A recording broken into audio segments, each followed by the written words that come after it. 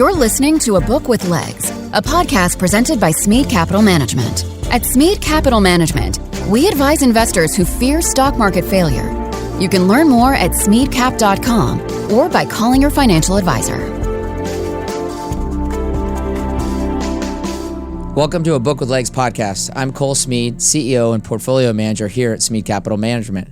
At our firm, we are readers, and we believe in the power of books to help shape informed investors. In this podcast, we speak to great authors about their writings. The late, great Charlie Munger prescribed using multiple mental models and analysis. We analyze their work through the lens of business, markets, and people. Today, we will discuss the messy and often awkward history of the greatest port city in Asia, Hong Kong. Vaudine England is joining us to discuss her recently released title, Fortune's Bazaar, The Making of Hong Kong. Dr. Vaudine is a career journalist covering Hong Kong and Southeast Asia. She's reported for Time Magazine, Newsweek, BBC, Reuters, and the South China Morning Post. She holds a PhD from Leiden University in the Netherlands. She has published one other book, The Quest of Noel Croucher. Vaudine, thank you for joining me. Thank you very much. I love to hear how you love books. Oh, I appreciate that. And you're joining us obviously from the Netherlands, correct? Yeah, absolutely. So you have a lot. You've done a lot of research. You've obviously covered these places a lot. So I kind of highlighted that in your intro. And this is a broad history. I mean, you did quite a bit of work over various periods to draw in sources for this. And so as I was going through this, I thought, gosh, there's family history, there's city history, there's just ethnic history. What inspired you to bring this into one place? And I would say do it very briefly too. Wow, yeah, you're right that it was quite a process also over quite a period of time. And when I think of where it all began, I mean, you can go way back to something like 1979. My parents lived in Hong Kong. Okay. And they used to go to church with a guy called Cole Smead, who was this rather huge American pastor. Actually, he'd come out to Hong Kong for the American Church of Christ in China, but he went off-piste. He went into this whole thing of genealogical history of like, who are the people of Hong Kong? Sure. And he made little index cards for every name he came across and traced all their families. He had tens and tens of thousands of handwritten index cards in his apartment. And at that point, my parents used to say to me, I was not interested in any of it, not the church, not the history, not anything. Sure. But they used to say that, at some point, Carl's getting on, someone's going to have to take care of his index cards. Oh, God. But of course, I kind of ignored it for several decades, being a journalist all over, not only in Hong Kong, but in Southeast Asia. Yeah. And gradually, of course, I got to know some of these people whose names I'd first heard from Carl, or I interviewed certain families and I thought, oh, that's kind of weird. How come you're here and where did you come from? And, sure.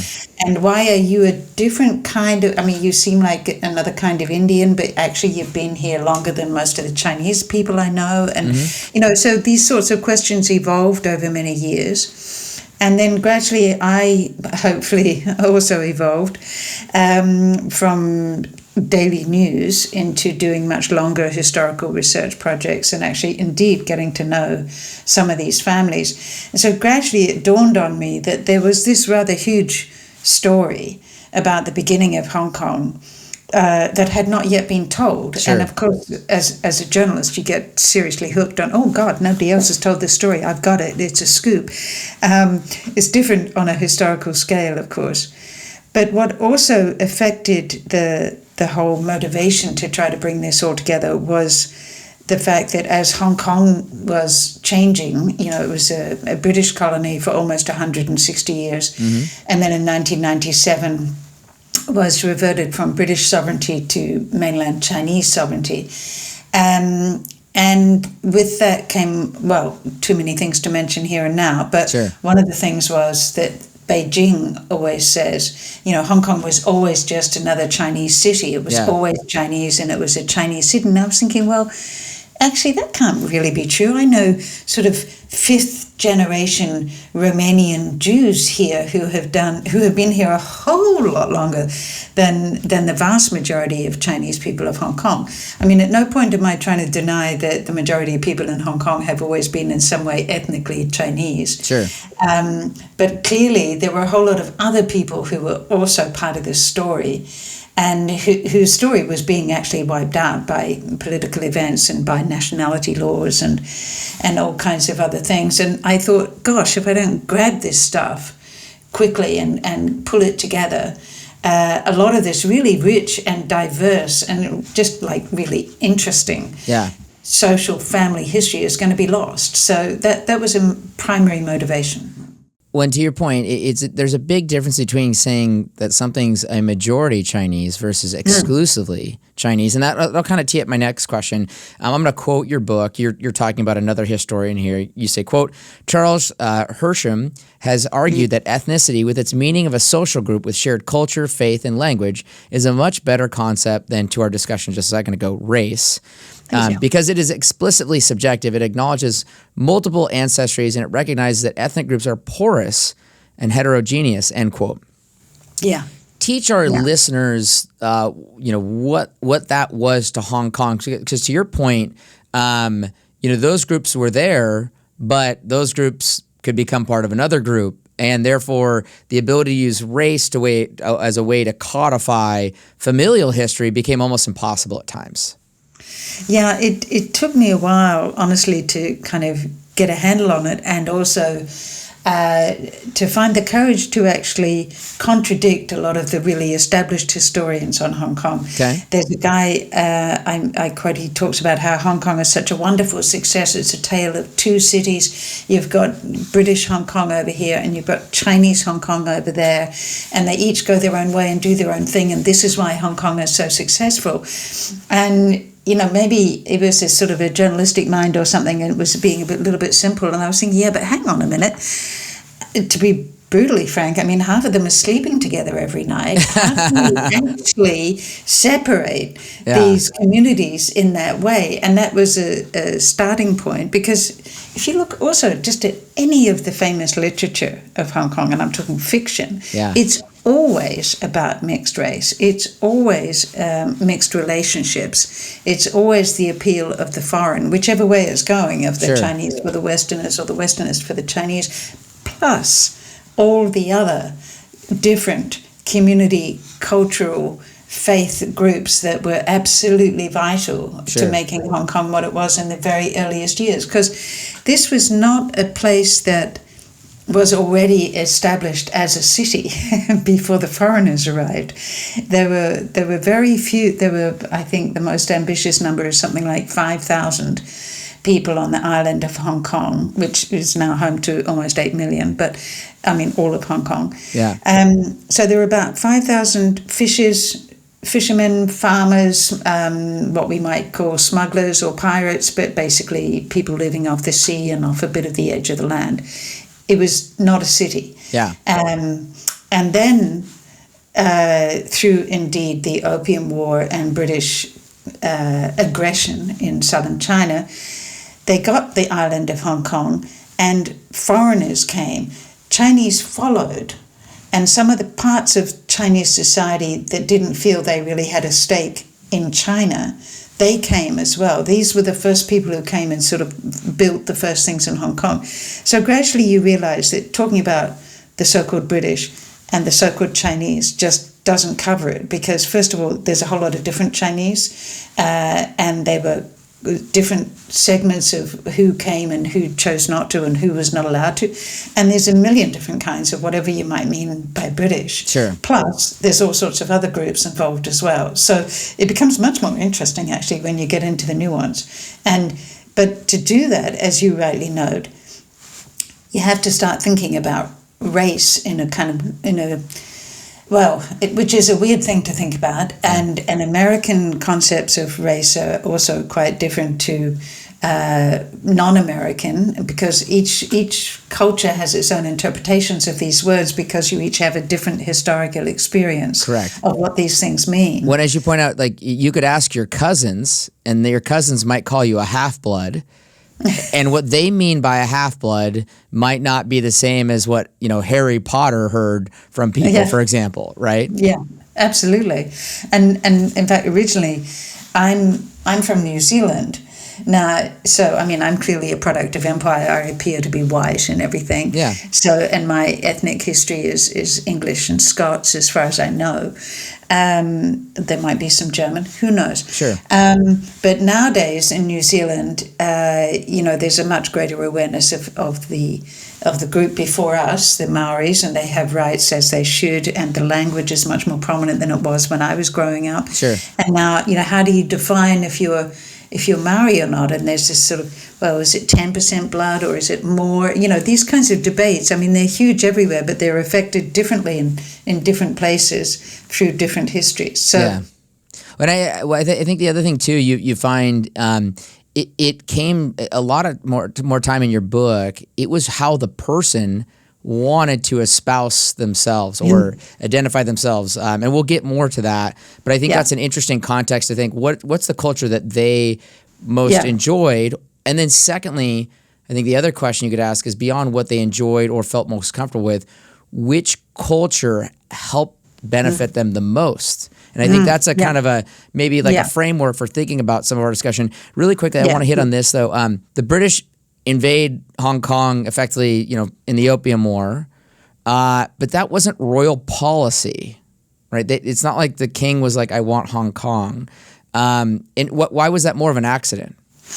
Okay, to be precise, they didn't actually invade Hong Kong exactly. So up the coast in what is still China and what was then called Canton, and is today Guangzhou, same place. It's up the Pearl River.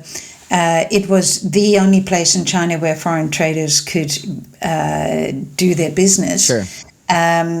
For a long time. And Guangzhou's got a rich and fascinating history all of its own. And there were all sorts of rules that constrained and confined foreign traders to just one tiny little part of Canton, and for only part of the year.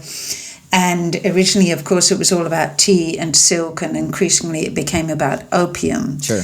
And the British in particular, although not only, there were Dutch and there were Americans and there were Portuguese, but they refined this system of how they could sell opium into China and in return get silk and tea and other things they wanted out of China. So traders in Canton were getting very frustrated about all the restrictions. The Chinese Empire was trying to stop the opium trade, although they went back and forth. And of course, there were a lot of Chinese traders who were doing very well out of it. Yeah.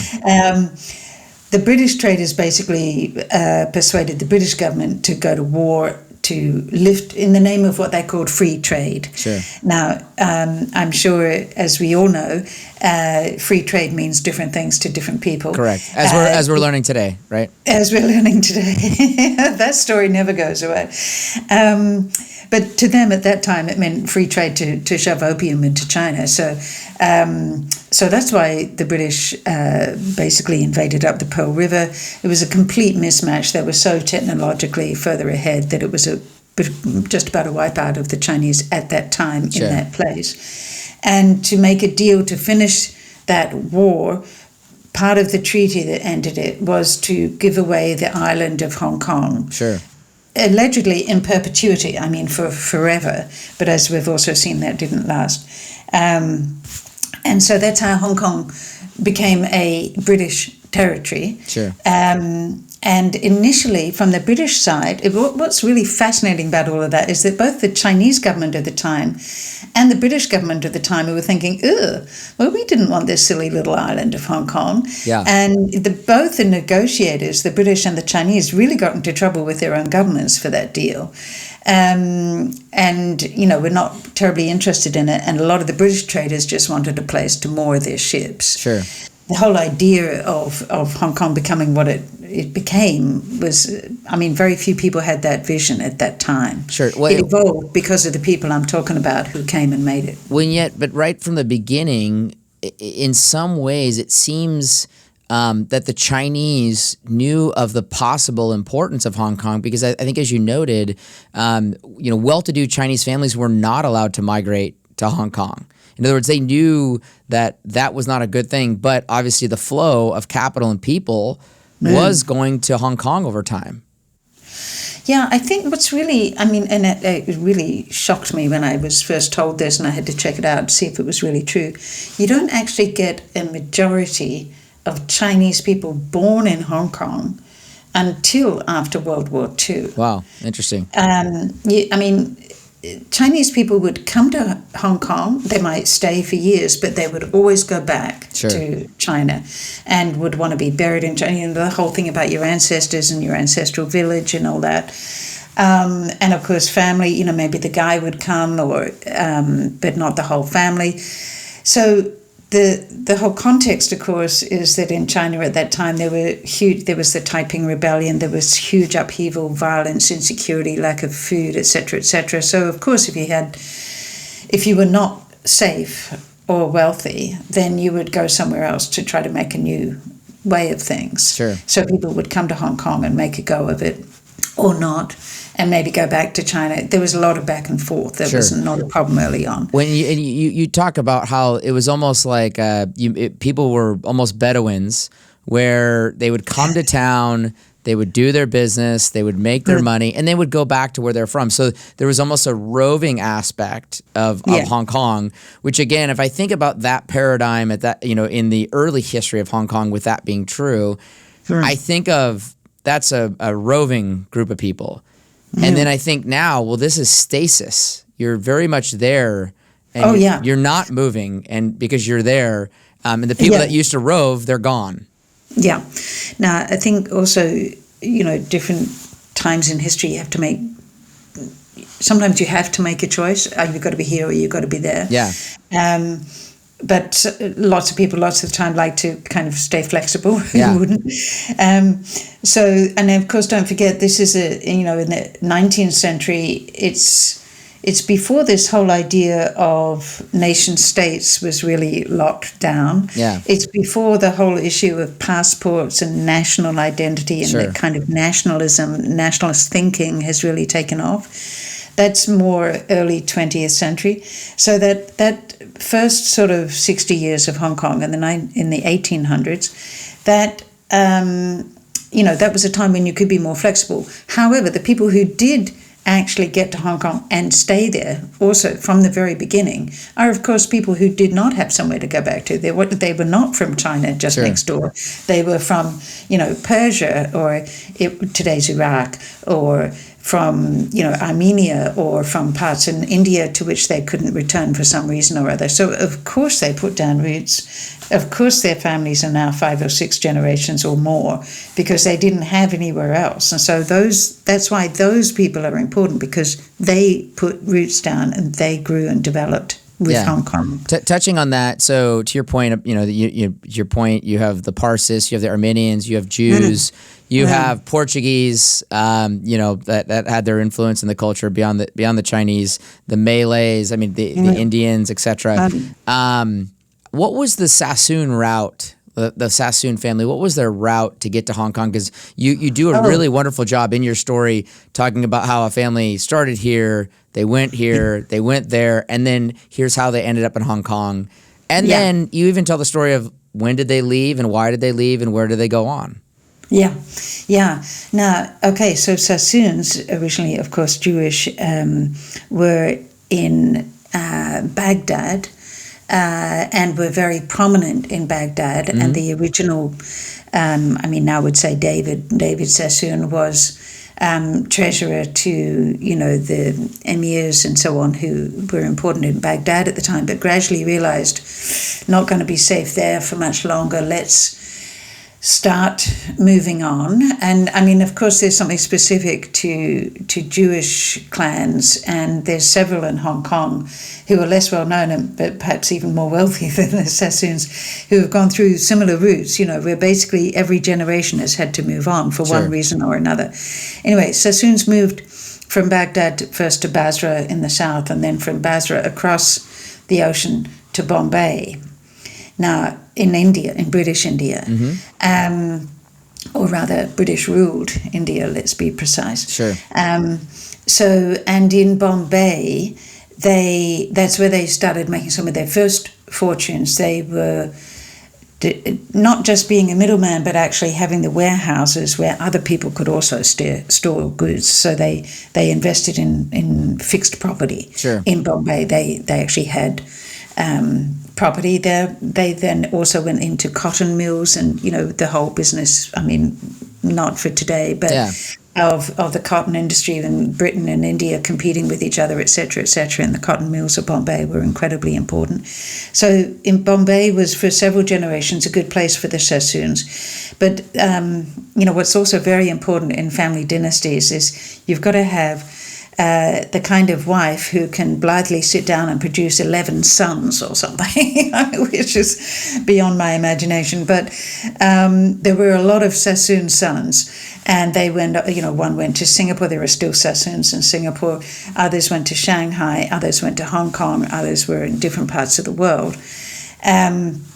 The Shanghai guys, encouraged the next generation of Sassoons, and then you've got the ones who come to Hong Kong and so on and so forth. It only starts to fall apart when you start running out of sons because, of course, unfortunately, they didn't take their daughters seriously enough. Sure. But they then moved into, out of cotton into opium. And then much later, by the time of the 1930s and 40s, you've got Sir Victor Sassoon in Shanghai having quite the good time. Mm-hmm. And with his hotel, the then Cathay, now Peace Hotel, and so on.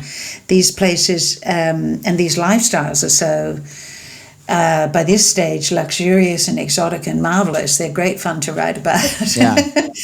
And then a large chunk of the family moved to Britain and became very established as sort of eventually, you could say, buying their way into the British aristocracy and the power system there. So they're just one. And of course, through them and through their networks, because what's important, I realized as I went along, it's not just individuals or families and even faith groups, but the networks that these people build, sometimes just within their own faith group, but often with others. So under the Sassoon umbrella, other young Jewish guys who had followed similar trajectories also followed them from Bombay across through Southeast Asia and up to Hong Kong. Sure. And then, Jews were doing business with Parsis who they met in Bombay, because Parsis had come out of Persia. These are the Zoroastrians. Yep. I mean, it's a completely different faith group, but they all come together in Bombay, and then they do business in Hong Kong. I mean, why wouldn't you? You know each other already. Yeah. So you get these really interesting mixes, and today, I mean, these are still important people in Hong Kong. Hi, I'm Cole Smead, CEO and Portfolio Manager here at Smead Capital Management and host of this podcast. If you enjoy this podcast, I'd like to invite you to check out smeadcap.com. At our firm, we are stock market investors. We advise investors who fear stock market failure with a discipline that has proven success over long periods of time. Learn more about our funds at smeadcap.com. Past performance is not indicative of future results. Investing involves risks, including loss of principal. Please refer to the prospectus for important information about the investment company, including objectives, risks, charges, and expenses. Read and consider it carefully before investing. Smead Funds distributed by UMB Distribution Services, LLC, not affiliated. I want to pivot because you touched on this earlier. You talked about everyone sleeping with everyone. I opened the newspaper in Hong Kong, and Mrs. Randall is selling honey and other alcohols, okay? Which I thought was just like adorable and funny and pithy, and yet she's running her business. What does Madame Randall mean when she's selling you honey? She is selling beautiful jars of honey. In other words, beautiful women. She's selling sex, right? She's running a brothel. And this was how she advertised her services. So, I mean, some parts of this story are kind of obvious and common to every port city in the world. Yeah. Most of the working people are men. They haven't brought their own families. And there will be women who will be sent or brought in or who will bring themselves to service that trade. Sure. In Hong Kong, there are particular sort of aspects of it which are peculiar to Hong Kong because of its proximity to China and because of the way women were, to some extent, sometimes still are, treated in a Chinese cultural context. There was very little choice involved for a lot of these women. You could, in modern language, you would say they were trafficked into Hong Kong. Yeah. And they were treated badly. They had no rights, etc.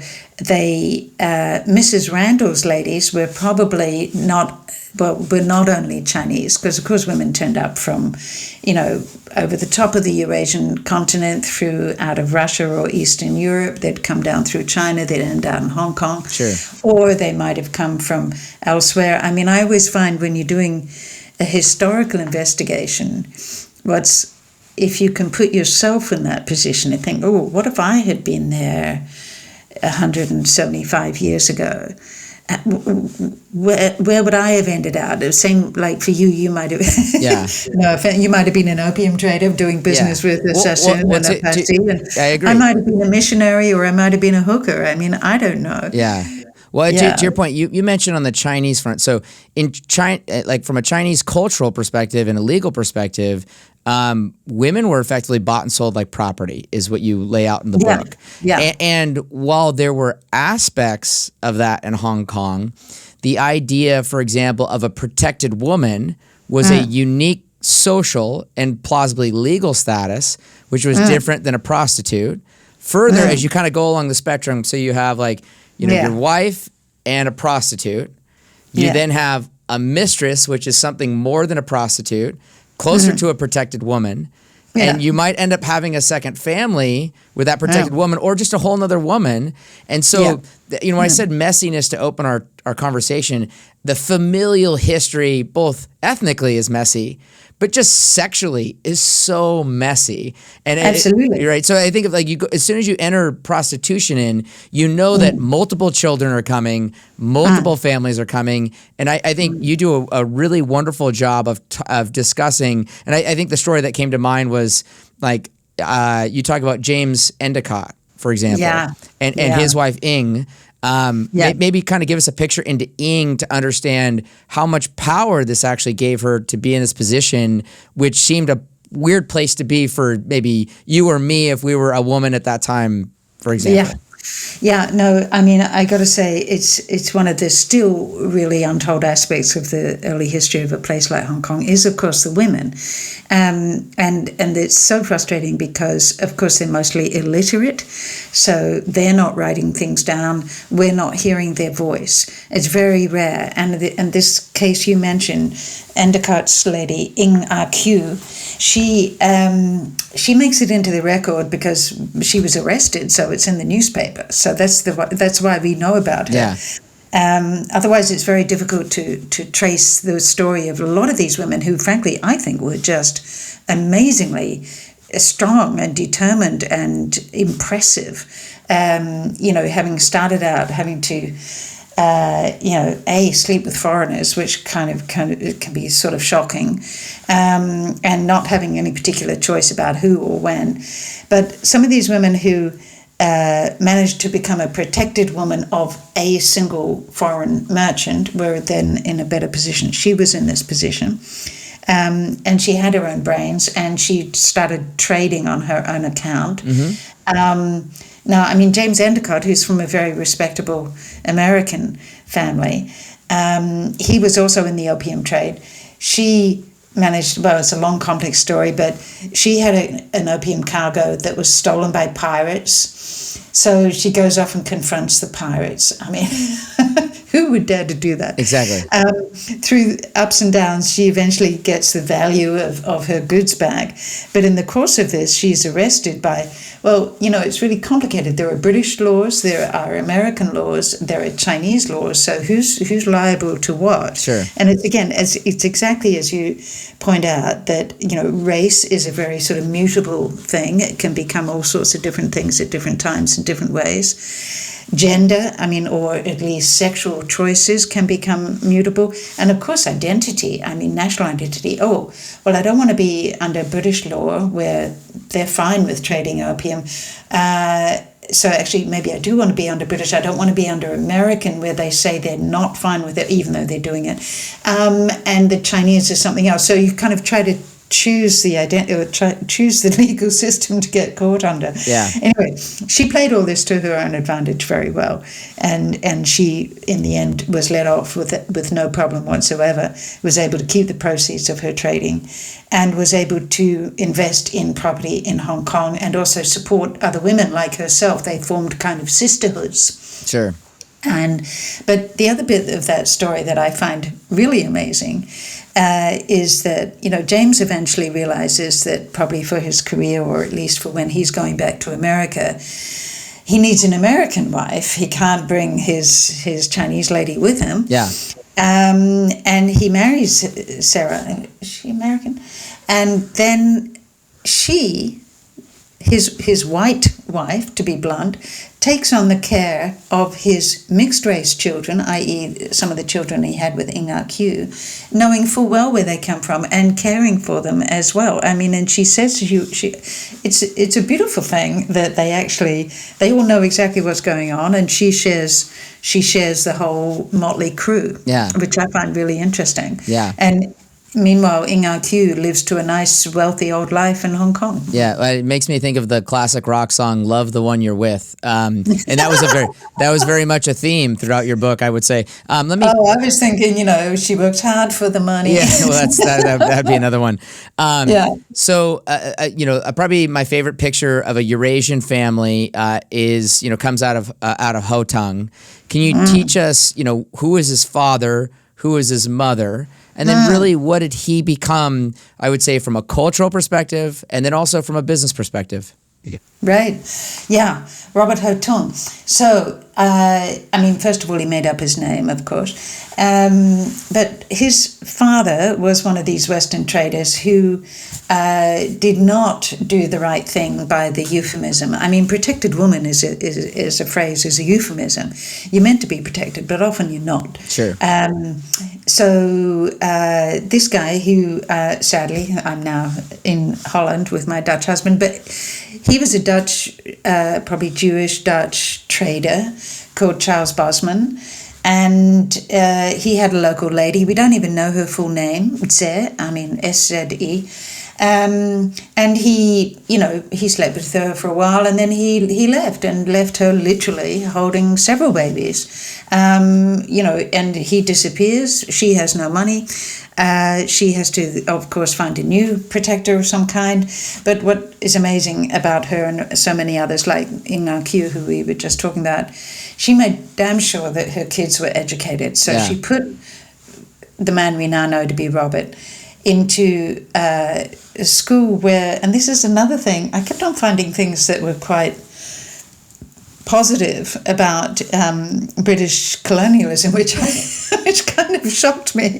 I think, actually, that wasn't bad. They actually had these schools that, okay, we're not for girls, so that's obviously always a problem, but boys of all different races were all able in different faiths to go to this school and get an education, central school. And so Robert and a lot of boys in his situation, mixed race and so on, that's how they got educated as entirely bilingual beings. And I don't just mean they spoke two languages, they lived two cultures. Sure. They could go from one to the other anytime. And I think this is the point that many people find impressive about these people.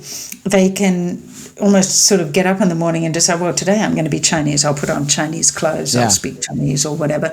Or, by lunch I'll be Western. I'll change into a proper suit or, whatever. They went to these schools and they got educated and they became usually, there's this word comprador, loosely translated as middleman, but it's much more than that. It's a complete sort of crossover kind of personality, someone who understands local ways of doing deals, local sources, local habits and idiom in the broadest sense of the word, but also understands how to deal with different kinds of foreigners and get what they want. And if you're in that middleman position, and you are able to keep everybody happy, and you're also literally allowed, which is the case, to trade on your own account, then you can make a fortune. And Robert did. He was a comprador for the biggest trading house then, and some would even say not until this day, but for a very long time, which was Jardine's. Yep. Still, as you know, in London and all over the world, especially Indonesia. He was able to, partly I think because he had an older sister who'd married a Scotsman, or at least was the protected woman of a Scotsman. Yeah. It's always a grey zone, you're never quite sure. So he made his first fortune with Jardine's. He then went independently into trading on his own account. But he had brothers, half-brothers, and of course offspring, because he had at least 2 wives and God knows how many mistresses. So he became this great patriarch, and he quite deliberately went out to create a family clan and create a family name, Hotung. So he's got brothers who are Ho Kwok, Ho Kam Tong, and then to sort of organize through very judicious marriages, connections with other important families. I mean, I would do great big sort of coloured flow diagrams trying to match all these where up, these people went and how they interconnected, and it was quite the nightmare for a while. Well, and by the way, on that subject, so when people say, like, I think of the Barbie movie more recently, when people say patriarchy, there is like I'll call it like I will say a white Western colonialism that goes with that. And when you say patriarchy with Hotung, Robert Hotung, it is a vastly different picture of patriarchy. Okay. It's one of those words. To me, a patriarch is just a male dominant figure who's going to run all our lives, whether we like it or not. Sure. In Chinese culture, they do it a lot. Everyone's organized to play their particular role in a vast family complex, whether any of those individuals like it or not. With Robert, though, I think you had a letter or a statement he had made, I can't remember which was, but you quote it in your book. Part of, I asked the question, was part of the reason that Robert, at least most often was, in pictures seen to be Chinese. It seemed like he had a lot of daddy hurt from his father who was never present. I was kind of like, I was, making my little annotations. I was reading your book, and I put daddy issues in his section of the book. But to your point, I mean, he didn't just organize his children. He organized his brothers. He made sure his children were placed into, I'll call it business alliances, social alliances, social arrangements. And again, like we talked about before, he looked white or British in many respects, and yet dressed traditionally, Chinese in all of the pictures he's caught. I mean, one thing we haven't, we're talking freely about all of this now, and I could write that book in recent years because some of these families involved are happy enough to talk freely about these things now. Sure. But then was a whole different context of prejudice and social hierarchy. Some of these guys like Hotung became richer than anybody else, so it sort of didn't matter that they were mixed race. Sure. But in their own minds, it did. Yeah. And so what Robert has said at one point early on was that, according to one of his daughters, was that he chose to, quote, be Chinese because he knew they would never reject him, whereas if he tried to pretend only to be British, he would never make it. I'm paraphrasing, it's not exactly what he said, but that, and it's of course true, there's a slice of Britishness which is utterly snobbish and obnoxious and, you're really not one of us. And you didn't go to the right school. I don't have the right accent, for example. Yeah. Unaccepting. That's for sure. Right. Whereas a Chinese ethnically, even partially ethnically Chinese, you're probably not going to be thrown out. That was his calculation. Okay. But of course he played it both ways to suit him however it played. He just loved to be knighted by the Queen in England. Plus he got all the awards, honours from the Chinese dynasty, And he spent huge amounts of money on all kinds of things, whether they were British or Chinese or something else, Sure. To make sure that everybody loved him. So you know, he played all sides of every coin. well, him and his wife's golden anniversary for their wedding at the Peninsula Hotel. I mean, as I'm reading your book, I thought, wow, that would be the party that you'd want to be at. Because obviously the Peninsula Hotel is still there, and so you know, much of this. I think the other thing I loved about your history is we don't have to look very far to find where the legacies of these have continued to seep through in the lines of the history of Hong Kong. We hope you're enjoying the podcast. You know, we work hard putting together this show, but we work even harder for our investors at Smead Capital Management. At Smead, we believe in disciplined investing, which is why the Smead funds have a proven track record of long-term outperformance. If you're an investor who fears stock market failure like I do and want to invest in wonderful companies to build wealth, we invite you to visit smeadcap.com. Past performance is not indicative of future results. Investing involves risks, including loss of principal. Please refer to the prospectus for important information about the investment company, including objectives, risks, charges, and expenses. Read and consider it carefully before investing. Smead Funds distributed by UMB Distribution Services, LLC, not affiliated. Obviously, Kowloon was dominantly made by the reclamation of land, and that has been a very common thing in parts of Hong Kong. How would reclaimed land go about? Was it just someone buys up all the waterfront and decides to reclaim? Was it opportunistic because they had extra dirt? How did that go on? Oh, huge question there. I'll try to keep it tight. Yeah. The government early on thought, you know, we've just got this tiny little sliver of land on the north side of Hong Kong Island, which we now call Central. Yep. And they wanted to reclaim, but they couldn't make a deal. One of my favorite guys in the book is this guy, Paul Chater. Yep. And he is, again, a beautiful mix. He's an Armenian from Calcutta who comes to Hong Kong in 1862. He'd been trained as an orphan as a surveyor, and so he had this concept of, you know, how you lay out land and so on. He had some skills. Plus, by the time late 19th century, he by then had, of course, made a few fortunes and had all his contacts and networks, both among merchants and in the government. And he was able to make a deal that suited both, whereby merchants who had waterfront sites, because a lot did from early on, their boats would just literally, you know, come up to the bank on the land on the island and unload, and there's your sort of go down, your warehouse, and that would be it. Okay, things evolved, got more complicated.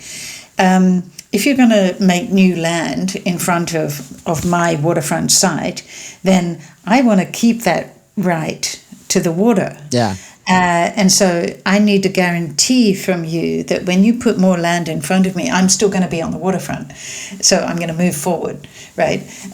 Without going into complex property law, Chater worked out a deal whereby merchants and government would each benefit from basically adding what we now call Central. I don't know if you remember where the tram line goes, but everything between the tram line and the actual water now is new land. Yeah. So, and on that, and it's some of the most valuable real estate in the world. And it's quite simple. They'd chop off the tops of mountains and bring it and dump it in the sea. Yeah. That's how you... And you talk about Chater would literally take a cliff edge, knock it off, and they'd bring it out. I think the other thing, too, is there would be from time to time fires. And so out of the rubble of areas that have been decimated, they would then take and supplant that land elsewhere to clean it up. I think you talk about a creek bed that, you know, they end up covering up because, again, created more land. Yeah, absolutely. It's happened several times since. And in fact, the whole sort of harbour of Hong Kong, the gap between the island of Hong Kong and the tip of the Kowloon Peninsula is now about half as wide as it used to be. And, you know, it's an incredible temptation, of course, to governments to just make new land. Wouldn't that be nice? It's good for property taxes, right? Yeah. But yeah, Chater was the guy who somehow made a deal that made that possible. And then, of course, he founded a company called Hong Kong Land, which just by chance happened to have the waterfront rights from his good friends, the Sassons. Yeah. And so he could develop a lot of the sites on this new land that he had created. I mean, insider trading doesn't even cover this stuff.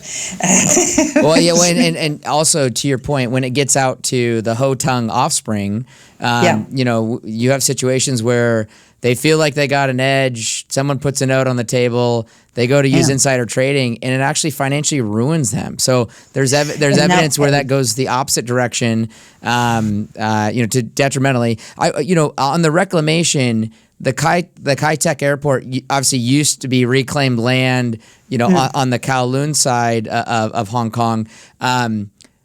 I never got to fly in there. I feel bad because I've seen the old plane videos of, like, you know, these planes coming in very narrowly over the hill and the wind blowing and it being very dangerous and scary looking. That being said, when Kai Tak was built in 1929, how far out would have that been compared to now? The airport's obviously many, many miles away. Yeah. Yeah, the scale of things, of course, it just changes so much kind of without you noticing. Yeah. I have flown in many times into the old Kai Tak airport, but I always lived on Hong Kong Island, so Kowloon felt like kind of quite a long way away. Yeah. It wasn't, of course. You're right in the middle of Kowloon City, and it was quite fantastic. Yeah. And you could get a cab from there to anywhere.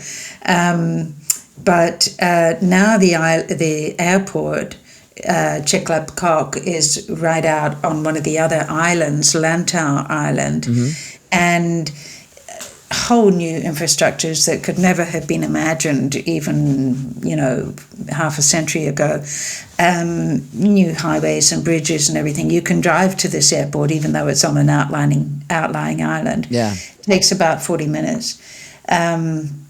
An express train takes about 25 minutes to get to the airport, but it's in a completely different place, that's true. That was one of those projects that was connected to the handover, that it was started by the British before the Chinese were taking over, to kind of encourage more confidence in the future of Hong Kong. Went all the way out to the bridge that goes to Macau, which obviously that was not there either. No, that was, well, I was a bit simple-minded. I just thought, really, you can't do that? And they've done it. It's not actually used as much as I think they had hoped, because, of course, the costs and all kinds of things, different calculations. I'm a bit out of date on that. But this whole process of ever closer integration with the mainland, it's physical through these kinds of things you're mentioning. It's political, obviously. Above all else, it's political. It's dressed up as economic, but of course it ends out as very cultural. Sure. This different stage. The other time that this idea of race or ethnicity or people groups comes into a very focal political view is when World War II, the onset of World War II. Okay? Britain seeks to take, you know, British people out, but again, what's the definition of British? Is that British by passport, or what we deem now as passport, or cultural, whatever that may be? Because you obviously explained that not everybody that considered themselves British was taking out, and then back to the idea of messiness again. Even if you tried to say, great, we're not going to take what we might deem to be British, we'll take other people. You go to other parts of Asia, and they didn't want the Asian people either. No, it's I mean, I could sort of riff forever on the problems of sort of nationalism, nationalist identities and nationalist ideas, because they really screw up everybody's lives. And you see this indeed in 1940 when they say, oh, we'll evacuate all the British wives and children to keep them safe. Okay, so then you've got women who are possibly part Portuguese or part Indian, and maybe part Chinese, and their husband, of whatever racial mix, is actually fighting in the British forces. But they're not called British because they're not white, basically. So they are identifying as British to the extent that they're actually choosing to fight for the British side in the war, which is, quite a commitment. I mean, they're choosing to die for being British. Yeah. But once they're on this ship full of other British wives and children, they're taken first to the Philippines. In the Philippines, the Philippine government doesn't have a problem. The problem arises with their ultimate destination, which was meant to be Australia. Now, at that time, Australia had what they charmingly called the White Australia policy, and they were only going to take in white people.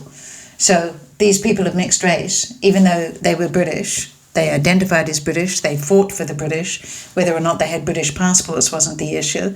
They were British. They were not going to be allowed to the final destination. So they had a choice. They could get off in Manila or come back to Hong Kong. Well, it reminds me of how restrictive the Australian policy was during COVID. I mean, it was so restrictive relative to other parts of the world. And to your point, that is very Australian in some respects. Yeah. Oh, don't set me up from an Australia. I'm from New Zealand. Good grief. Yeah. But no, governments, I mean, anywhere, frankly, make the most ridiculous choices at different times. Well, so let me pivot it, because obviously there were tensions prior to World War II in Hong Kong. Some that we didn't touch on, but I have in my notes here, was the 1914 tram boycott, Hong Kong tram boycott, for example. There's like these underlying tensions. Some of those could be fed off mainland China, maybe like communist tendencies, etc.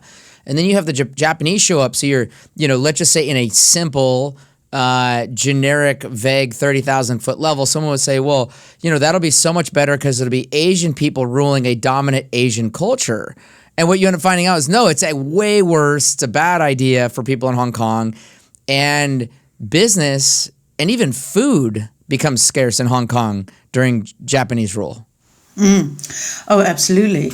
And it was quite a... there are more modern examples of this.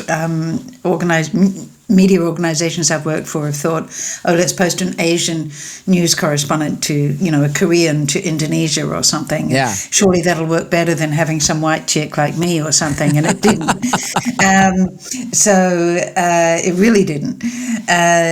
But yeah, at that time, the essential struggle within China was, of course, between nationalist Chinese and communist Chinese. So that was a civil war, and that was going on basically for a very long time. 1911, the empire, the dynasties collapsed. It was a Republican revolution in China.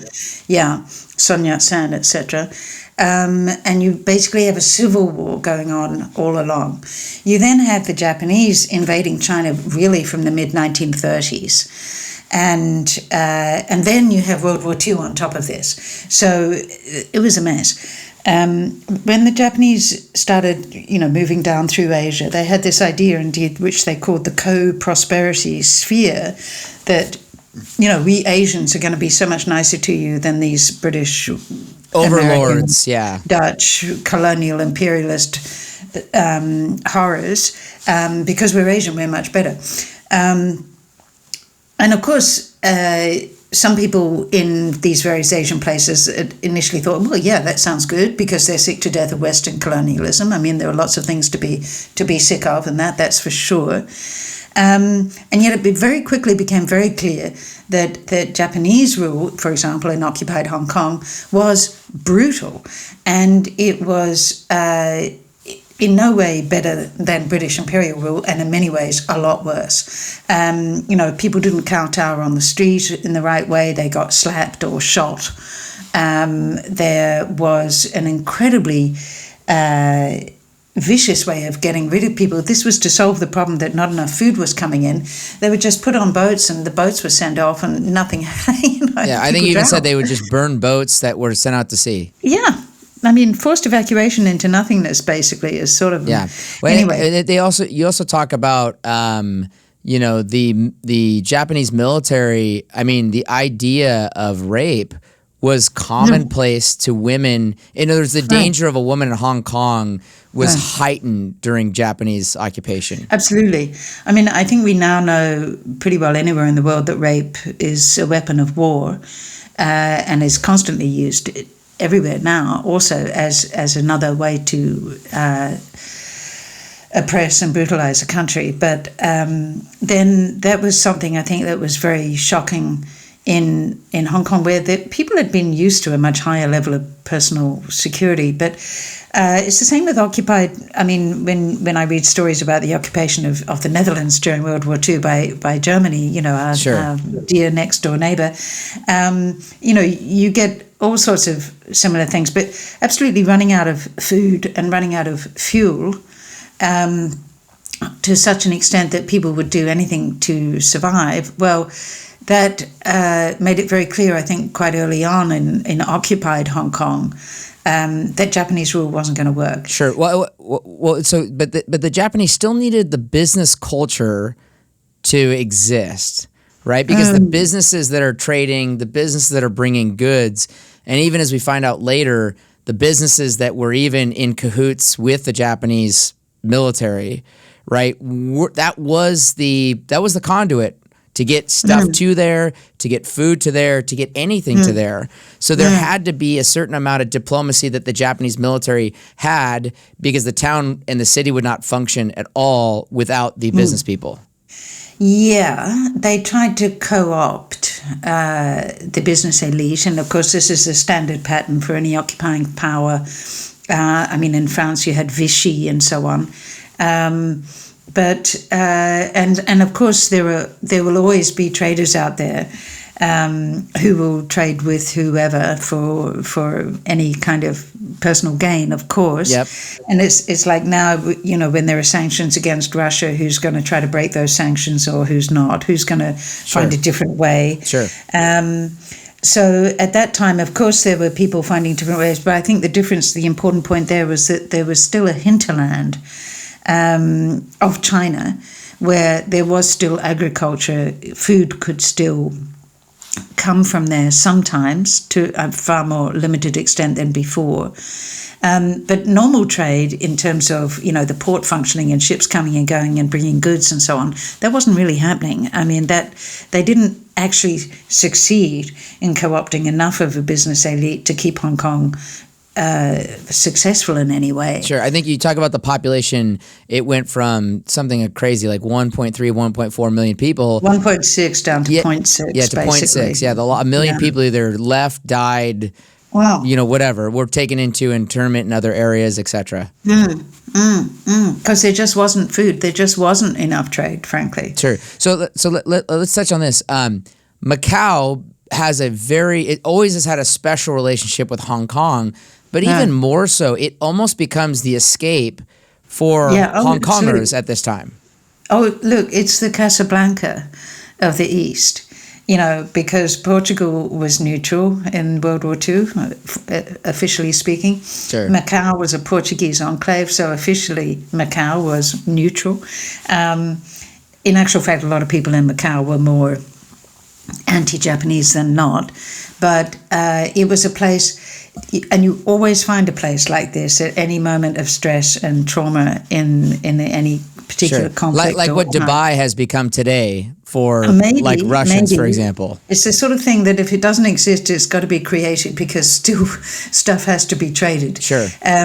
So there were, the word collaboration and who is a collaborator is, of course, an incredibly messy word and difficult to define, although some people see it as very black and white. But there was a lot of that in Macau. Of course, people made fortunes. Others just used Macau as a place to go through to get into China, where they could live off the land more easily. And a lot of the people who had left Macau 150 years earlier, their families had left and come to Hong Kong, now could go back to Macau and be Portuguese again, i.e. neutral, and not have to be a party to the war. So, it was a handy place, I got to say. Yeah. So, let's see. The next thing I want to kind of touch on is, you know, this brings up a whole, I think this is a great big picture discussion. So, you know, looking at this, was it strange that Hong Kong was better kept by what I'll say biased Britain, is how I'll term that, than an aggressive Asian country like Japan? And I'm asking that. We've kind of talked about that a little bit. So let's take that to a wider lens. Think of Hong Kong in the aggressive hands of China relative to a biased Britain. I mean, I think about that as a paradigm. And I think today, gosh, if I was a Hong Konger, I'd still rather be in 1994 than I'd plausibly want to be in 2024, which is bizarre to think that you'd rather be 30 years prior from a freedom and political and also uniqueness of the culture of a city to decide its own fate. Right. No, but you're exactly right. I mean, that is exactly the situation, and most people would make the same choice that you've just outlined, which really shocked me. There was and just one quick little anecdote that really made this clear to me. And the fact that my surname is England is not always a great thing in my life. And I had no say in the matter. But I used to work for the BBC. And I was the BBC correspondent in Hong Kong in the early 2000s.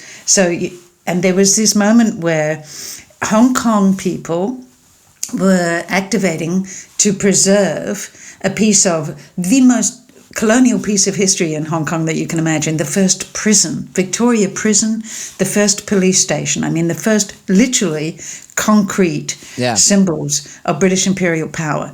And here you have, 160 years later, after the handover to Chinese rule, you've got Hong Kong people trying to hold on to this symbol of British imperialism. And so I toddle along there with my little microphone and I say, hi, I'm Miss England from the BBC. Why are you trying to preserve a piece of British imperialism? I mean, really, what's going on here? And they say, because it's part of our collective history. It's part of who we are as Hong Kongers. We're Hong Kongers. We're not mainland Chinese. Yeah. We have a different history. And I would say, look, please don't just say that because of my name or because I'm for the BBC. Don't give me this British line because you think that's what I want to hear. Yeah. I said, no, we really mean it. Yeah. And I gradually learned that they really meant it. They are very conscious. And in fact, after a while, once I stopped doing daily news also and felt more able to have my own feelings instead of having to pretend to be objective all the time. We Hong Kongers know that Hong Kong has a distinct and different history and makes it a different place. And that's point one. Point two is, I think if you understand that the world, there are always empires. There are different kinds of empires at different times in different places. I would call what's currently going on with China as a Chinese empire. The China of today is a lot bigger geographically than it was 500 years ago. They have expanded. They have also been imperialist.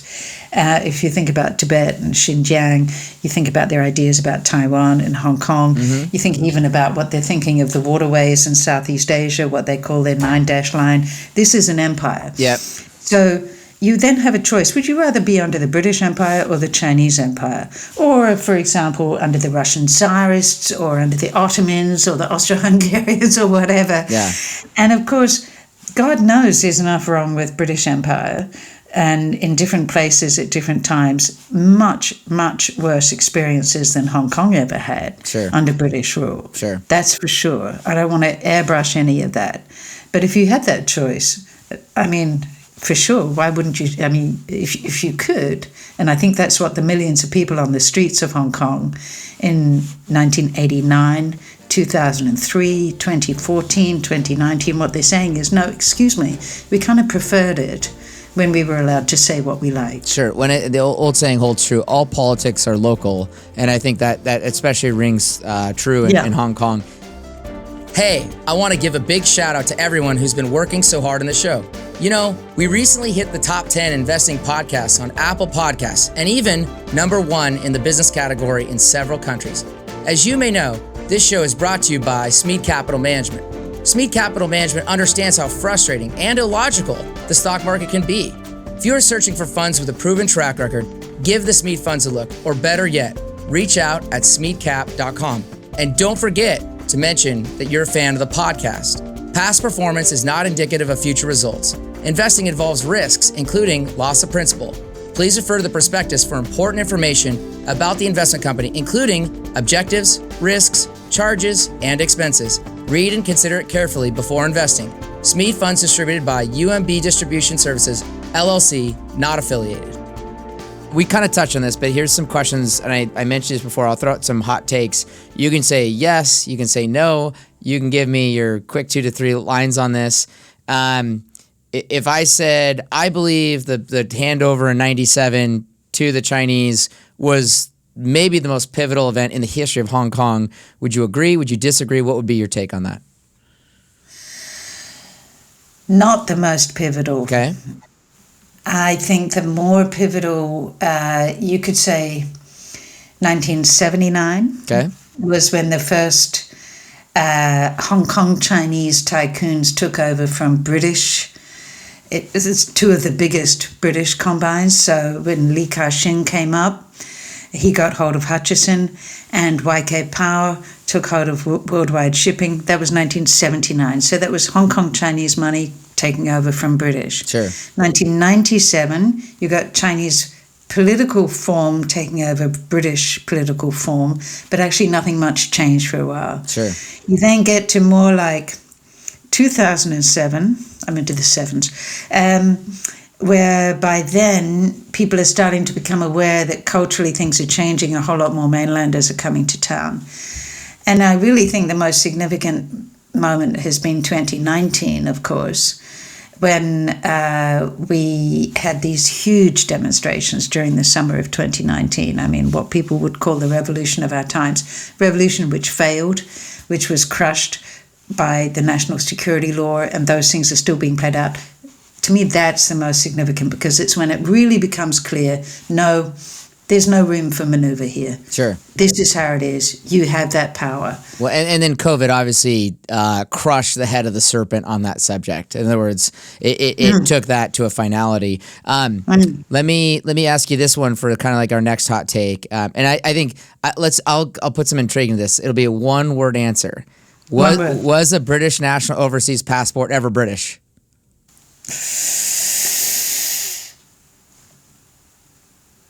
You can't do that in one word. You just can't.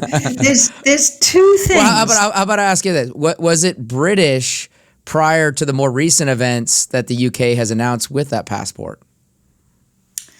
Well, it was more British than not. But no, because there's a distinction between citizenship and nationality. Sure. You can have nationality, but not the right to be a citizen, in Correct. other words, to live there. Okay. And so that B&OC passport gave you the nationality of British, but it didn't give you citizenship. It didn't give you the right to live in Britain. Okay. It is now, for some, a route to citizenship. A bridge, yep. Yeah, but yeah, okay. Sorry, I couldn't do it in one word. It's okay, it's good.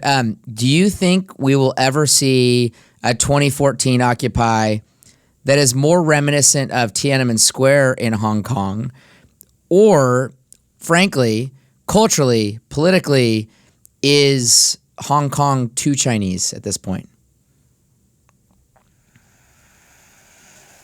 I think the spirit of resistance, both in Hong Kong and amongst Hong Kongers all around the world, is so much stronger than people think, and it's really quite moving and inspiring. So do I think there is more resistance to Chinese rule of Hong Kong? Yes. Would I think that the Chinese government is prepared to use the ultimate violence against Hong Kongers? Sure. They haven't needed to yet, but they will if they want. Is Hong Kong too Chinese? Well, its character is changing fundamentally, and has changed fundamentally in recent years, in that a lot more mainland Chinese are coming and settling and taking over the culture and the language and the power.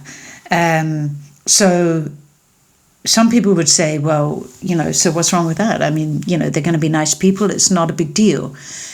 And in some ways, maybe that's okay. Maybe that's true. But the point is, the kind of people I'm talking about in the book, who have come from all over, from all different origins, and who are not necessarily ethnically Chinese at all, they don't have a place in that new China where if you're going to get ahead now in China, you have to have mainland contacts. You have to be right in with Beijing. You have to, in effect, be a mainlander. I asked a shipping tycoon recently, would the people I call my people, the people I'm talking about in my book, who are from all over the place, would they have a chance now to start with nothing and get ahead and make a new life? And the answer was no, you have to be a mainlander. Interesting.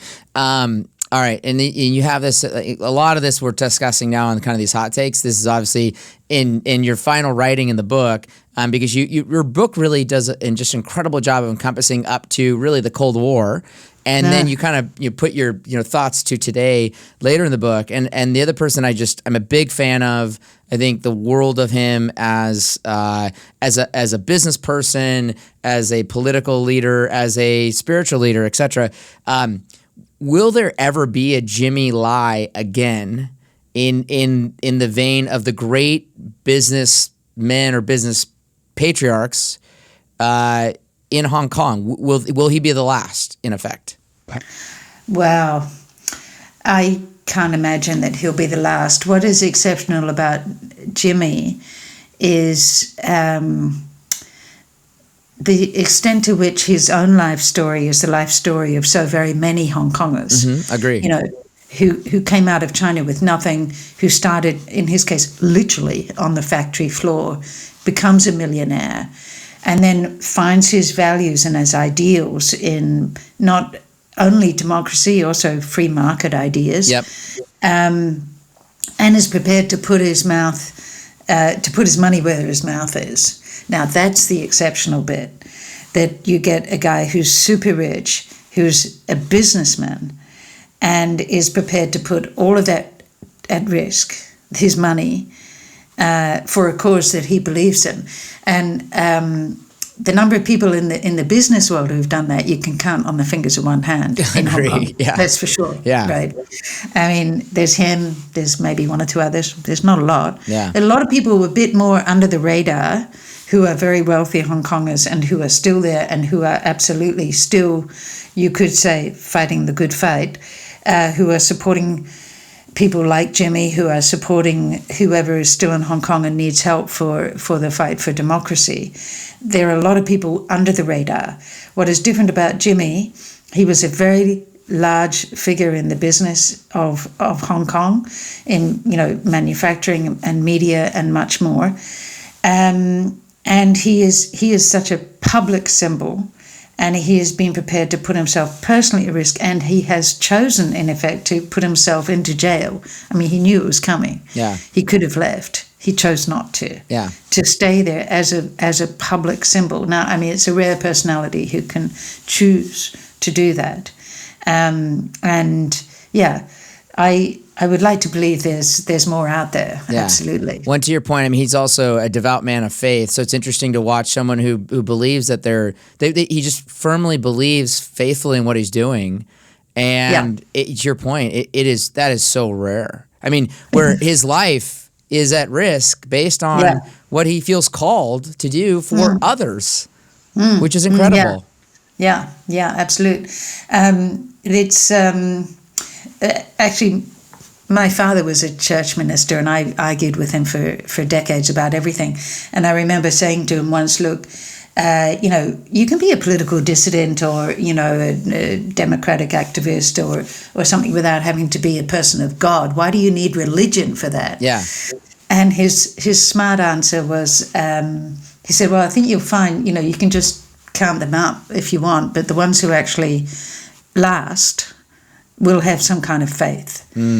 And, it doesn't have to be a Christian faith or whatever, but if you're going to tilt your, windmills, if you're going to have that sort of dream, which in some ways, even in this biography I've just been reading about Jimmy, it comes across as kind of simplistic, black and white, yes and no, goodies and baddies, democracy or not democracy. Well, democracy is one of those words like race, it has a lot of different meanings. Yeah. But if you are going to believe in one big thing and you're going to put yourself on the line for it, it probably helps if you've got some sort of ability to take a leap of faith. Yeah, and have hope. Let's see. There's a lot we didn't talk about. I was thinking about, you mentioned Central School. We didn't talk about St. Andrews and Central School and all the different schools. Yeah. Some of the girls' schools that popped up and then disappeared and all that kind of stuff. We didn't. I'm trying to see here. Other people. Oh, we did not. I'm going to put this as like cookie crumbs to leave out for our listeners. We did not talk about Vandeleur Greyburn, who was a perplexing individual and yet an honorable individual in the end, I would say. So I'll put that out for there for our listeners and readers to learn about. We also didn't touch on, some of how the Korean War helped, obviously, the development of Hong Kong and the American influence in Hong Kong. I was going to ask you, Vaudine, where can people follow your writing and what you're working on going forward? Ooh. What I hope I'm writing on is my next project is, actually, one of these tycoons in Hong Kong who was telling me recently that, Vaudine, you say Hong Kong's all sort of over because it doesn't have these freedoms anymore, like freedom of movement, press freedom, freedom of association, of speech. It doesn't have proper rule of law. And he was saying, it's really sad that we've lost all these things, but, we're still a port city. We're still functioning. The ships, planes are coming and going and so on and so forth. And so we were having this debate about, are these kind of sweet freedoms, are they just the icing on the cake, or are they the cake of a real functioning port city? And so I thought I would look at other port cities in Asia at different times, just because Asia's my zone, and I'd love to actually look at port cities all around the world, but you've got to start somewhere. Yeah. Did they all need these freedoms? Are they the icing on the cake? They're just something nice extra, or are they essential? And what was really interesting is that a year later I went back to the same tycoon last year and I said, how are you feeling about the icing and the cake now? Because, you told me it was just the icing, these freedoms. And he said, oh, no, it's not the icing, it's not the cake, it's the flour in the cake. In other words, he had sort of moved on in a year or two and realized, no, those freedoms are essential when you want to have a functioning trading port. You've got to have people coming and going. You've got to attract the kind of people who are interested in being there to do new things and to make things happen. And for that, I think you need a fair bit of freedom. So I hope that's what I'm writing on. So is that a coming book then? Yeah. Well, I shouldn't jinx this. It's with my agent. Okay. And so are you on social media or anywhere else that people can follow your? Not very much, I got to be honest. I'm on LinkedIn. Okay. I don't do a whole lot of other frantic stuff. I find it just takes too much time. Is that very wrong of me? Maybe it's something for your agent to pick up for you. I asked him if I had to, and he said, no. Yeah, that's funny. So we'll see. But thanks for asking. Yeah, well, I appreciate your time and your work in this book. Our tribe should go get a copy of Fortune's Bazaar. Vaudine, your book made me think about the messiness of family. And when I say messiness, I mean the beautiful messiness of family, the legacies that come with incredible business success, and the demon that may be better than the demon that you don't. If you enjoyed this podcast, go to Apple, Spotify, YouTube, or wherever you listen to a Book with Legs podcast. Give us a review. Tell others about the great authors like Vaudine that we get to spend time and study the world with and through. If you have a book you'd like to recommend, you can email podcast@smeadcap.com. That's podcast@smeadcap.com. You can also send your suggestions to us on X. Our handle is @SmeadCap.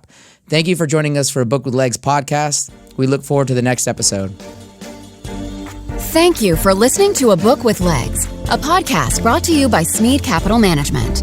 The material provided in this podcast is for informational use only and should not be construed as investment advice. You can learn more about Smead Capital Management and its products at smeadcap.com or by calling your financial advisor.